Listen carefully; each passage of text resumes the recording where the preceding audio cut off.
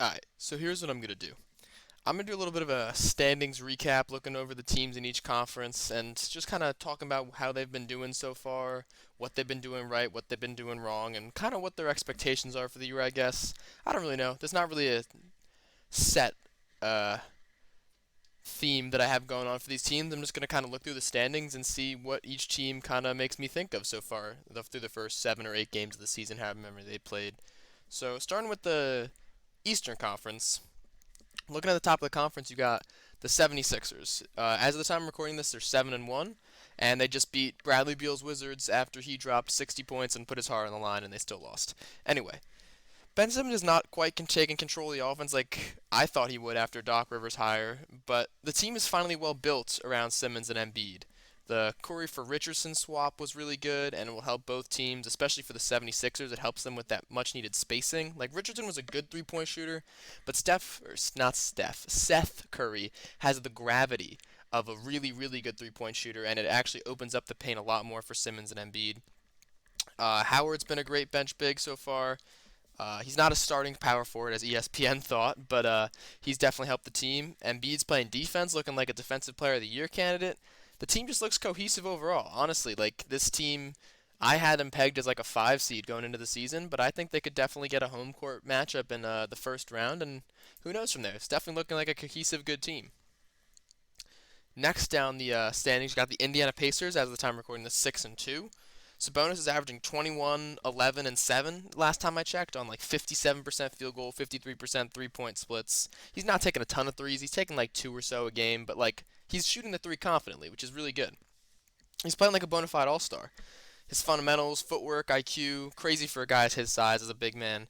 And yeah, Oladipo looks explosive and more confident with the three-pointer as well. Brogdon is reliable as always. Turner and Warren leave a little bit to be desired, I think. They haven't had great starts to the season, no Bubble Warren, and Turner's always had a little bit of trouble finding his foothold.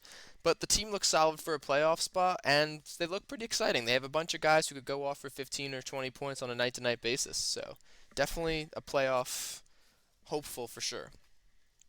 Then in tied for second, also 6-2, you got the Orlando Magic.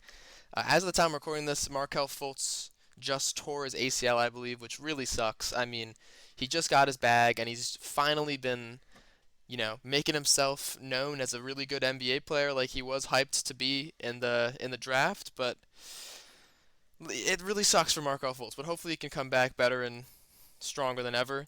Like back to the Magic, they've gotten off to a hot start once again. They do this pretty much every year. And does that mean they have the Disney magic? Does that mean they're real contenders? No. Isaac's out, Fultz is out. This team can maybe claw into a playoff game, but it's definitely trending in the right direction. Isaac and Fultz hoping they get healthy. Cole Anthony looks really good. And they still have a bunch of pieces which I could see traded at the deadline if they start to flounder, like Terrence Ross, Aaron Gordon, Nikola Vucevic.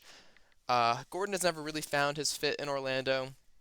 Vucevic has always been solid, but he's 30 and doesn't really fit the timeline of this team going forward, and same goes with Ross.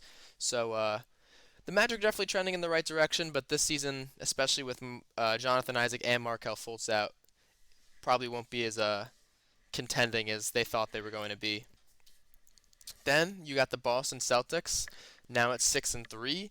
The tandem of Jaylen Brown and Jason Tatum has been amazing this year, and to me it doesn't matter who's better. I still think that they can work great together as a 1 and 2 option, and they're scoring, shooting the skin off the ball like crazy, and they're playing unselfishly. With Kemba out right now, it's a bit concerning that Smart is their third leading scorer at like 13 points per game, and Peyton Pritchard's actually their fourth leading scorer at like 9 points per game. But Pritchard's been a really great rotational piece that they got in the 2020 draft, and another good Danny Ainge pick. Uh, I think they're going to work out their struggles. Boston's been in the Eastern Conference Finals for the last 2 years, I believe, and they're a really good team, especially with Jaylen Brown really emerging as that second star.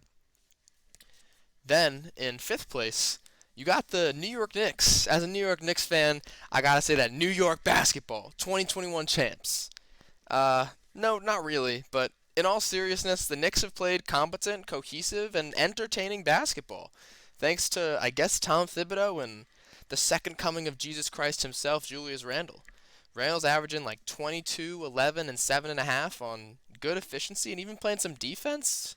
Tom Thibodeau, I don't know what he did to Julius Randle in the film room, but I guess it's working. Teams don't just win with culture, but Thibs has made this team try hard, and thus they're winning games on the defensive end. Even the Knicks have been an average defensive team, which is crazy with the roster that you see with the Knicks. Um, I don't expect them to actually make the playoffs, but I do expect them to be a competent team, maybe 32 and 40, and they still have a lot of good pieces. RJ flashes star potential sometimes, and sometimes look like a 5-year-old shooting on a 10-foot hoop, but I'm liking his growth. Emmanuel quickly has kind of been playing like Peyton Pritchard, a lower pick, but has had a lot of impact on his team so far this year. And he kind of willed the Knicks to a win against that Hawks team a few days ago. And all in all, Randall's played well and could stay on the team, or has boosted his trade value if they choose to trade him. So definitely a very promising start for the New York Knicks and an unexpected one. Then at 6 right now, you got the Milwaukee Bucks. Will the Bucks actually be the 6th seed? No. But this team has showed that isn't perfect, even with Justin Holiday. God, I keep just using the wrong brothers. Even with Drew Holiday, they have some holes defensively, which is not something that many people probably expected about the Bucks this year. Giannis has been great, but not quite what he was last year. But last year he put up like literally legendary numbers. Milton has been a solid number 2, and Holiday's all-around game has been great as a number 3. Portis and Dante DiVincenzo have been good, but the rest of their depth is questionable, and their defense, which has been, like I said, their calling card for the last 2 years. They've I think had one of the lowest defensive ratings of all time last year or something, or at least in the modern era. It's been remarkably average. I'm not sure how it was in their eighth game today, but through 7 games, they're 15th in defensive rating and one of the worst teams defending the three-point line. So it's something they'll shore up. They'll be a top 3 or 4 seed for sure, probably a top 3 seed, and Giannis has got to do something in the playoffs. Another thing is that I've been really surprised with the lack of minutes that Torrey Craig has been getting. They signed him, and the Nuggets need him badly. I guarantee the Nuggets would take him back if they had the opportunity. But yeah, Torrey Craig's not really played too much, which has been, I guess, weird. Then in 7th place, you got Cleveland's Cavaliers. Sexton's been great. Sexton's been an elite scorer, and Garland has improved on his questionable playmaking abilities and scoring the ball at a decent clip as well. I think like 18 points per game last time I checked. The team behind them is shoddy, with Drummond being the only other consistent option they have, and Love has just been bad. I mean, I don't know if Love needs a change of scenery. I remember that scene from last year where he was like throwing a temper tantrum when he didn't get the ball. Just Love isn't the fit in Cleveland anymore, and he's not on their timeline anyway. So I don't know. I expect him to be traded, but I don't know how you trade that $30 million contract. I really like Isaac Okoro's defense. The other young guys behind him, like Kevin Porter Jr., have his potential. I mean, he hasn't actually played this year, I think, or not too much. But the team's definitely trending in the right direction. I mean, who needs LeBron? You got the new face of Cleveland, Sexland, baby. In 8th place at the moment, you have, I believe, the Brooklyn Nets. It's obviously early in the season, but the Brooklyn Nets are 4-4. KD's in quarantine right now, and Dinwiddie's injury is a huge blow to this talented team. But KD and Kyrie have the power to do anything. I don't expect them to be an 8th seed. They're going to be a top seed in the Eastern Conference as well. And they have the 2 stars. Hopefully, KD and Kyrie are more clutch than they were the other night, where they both missed those clutch shots. But these guys have ridiculous resumes and reputations. I mean, this is going to be a great team. They need to shore up their starting lineup. They put in Torian Prince, Bruce Brown. They haven't really figured out those wings. Besides, they have KD and Kyrie obviously in the starting lineup, and then they have sometimes Jared Allen, sometimes DeAndre Jordan. They finally started Jared Allen, which is great because he's the better player, and DeAndre Jordan should be coming off the bench. But Joe Harris usually starts. Karis LeVert usually comes off the bench. There's so much talent on this team still, even with the Dinwiddie injury, and they're gonna be fine. You just gotta hope that KD and Kyrie can lead this team in the playoffs. So as of now, those are the playoff teams. I put that in heavy quotation marks. It's 8 games into the season, and these are not going to be the playoff teams. But going into the rest of the Eastern Conference, uh, Atlanta, I guess they're number 9. Super interesting team, and to me, a probable playoff team. They got a lot of depth, even with them missing Gallinari, Chris Dunn, and Rajon Rondo right now. Those are 3 rotational pieces. Trae Young has been exposing and bending the rule book to his will. to the stride of a MVP campaign at the moment. And John Collins is playing well on an expiring deal. DeAndre Hunter has finally broken out to be a really good player. I was waiting for one of him or Reddish to break out, but he's playing really good. The defense is obviously shoddy. You know, this is not a great defensive team as of now. I think they're like 21st in defensive rating. But with the high-powered octane offense that they have, I don't expect that defense holding them back too much. And Trae Young hopefully will be happy if they start winning games. Back to the Nets as well. They're like 16th in defense as well, or 17th, 18th. I don't remember. Even with guys like Jared Allen, DeAndre Orton, Torian Prince, Bruce Brown finally getting minutes, I'm surprised that they've been that bad of a team defensively. Not bad, but average, I guess. Going down the list, you got Chicago at 4 and 5 right now, or are they? Yeah, they're 4 and 5 because they just lost to the Sacramento Kings. Um, Kobe White, Laurie Markkinen, Wendell Carter Jr. It's a solid team, and with Jim Boylan, they can actually win games because they're playing competent rotations and playing competent defense. Well, they're not playing competent defense, but they're I don't know. There's Jim Boylan's not there. That's a success. I feel like I don't need to justify that to anyone even close to them calling themselves a basketball fan.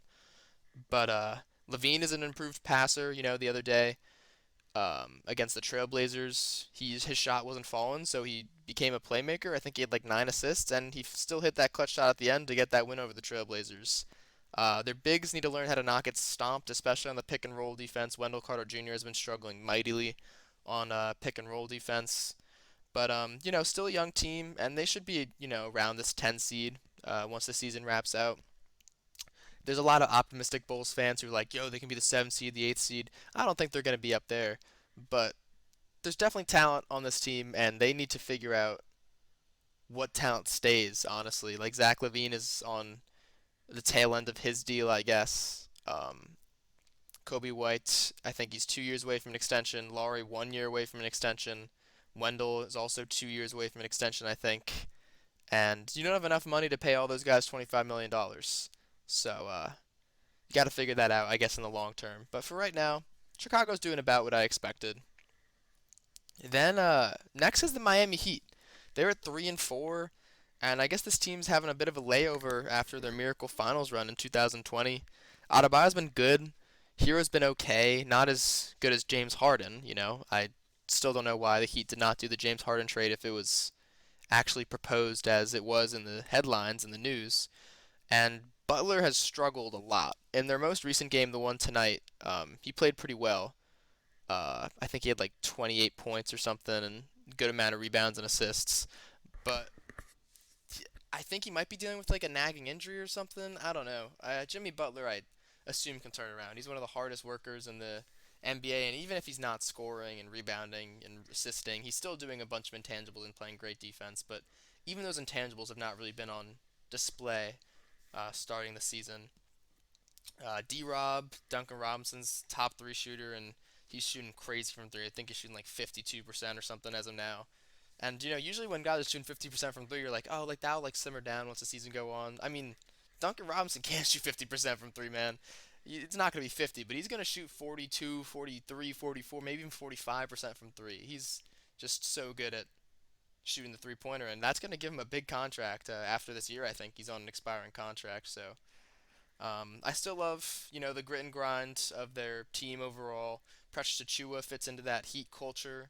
I don't really like that word, but the Heat mentality, I guess, really well.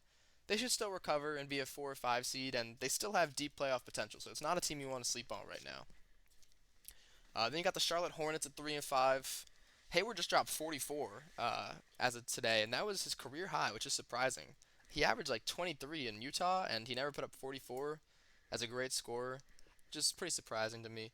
Like Kevin Durant's career high is like 54. It's crazy that he's one of the greatest scorers of all time, and he only has a 54-point career high, which is crazy, but not as high as a lot of other guys. Melo's got a 62-pointer. Terrence Ross has a 50-point game, for Christ's sake. I mean, anyone can do it. But back on topic. Charlotte, they got Gordon Hayward, who's playing pretty well. LaMelo Ball still needs a little bit of time to develop into the NBA. And kind of like Lonzo, he's having some shooting struggles in his first few games. But he has high IQ. He should figure out his shot. They got some other good players like PJ Washington. It's a solid team, just not as good as the other mid-tier teams in the Eastern Conference, I'd say. This is a great season for them to develop, and you know, Gordon Hayward to finally get back into that prime playing shape. Uh, I guess I don't know. Weird season for Charlotte. They are at a weird mix of developing a bunch of young guys and trying to have some type of playoff push, but whatever. The Washington Wizards. Oh boy. Their defense is as bad as the U.S. Capitals. This team has struggled a lot, and not even on the defensive end. They've had some of their struggles on the offensive end as well. Uh, Bradley Beal is averaging 35 points per game and just dropped 60 in a loss. Westbrook is still averaging near a triple double. Thomas Bryant is averaging 18 points per game. Davis Bertans has struggled on his three pointers, but that one offensive struggle is definitely not enough to amount to a 2-6 start. They're still losing. They have some pieces, but I mean, for real, free Bradley Beal, honestly, is what I'm saying after this. Uh, they could still make a playoff push, and they're not gonna, have a 25% winning percentage throughout the entire season, but it's not looking great right now.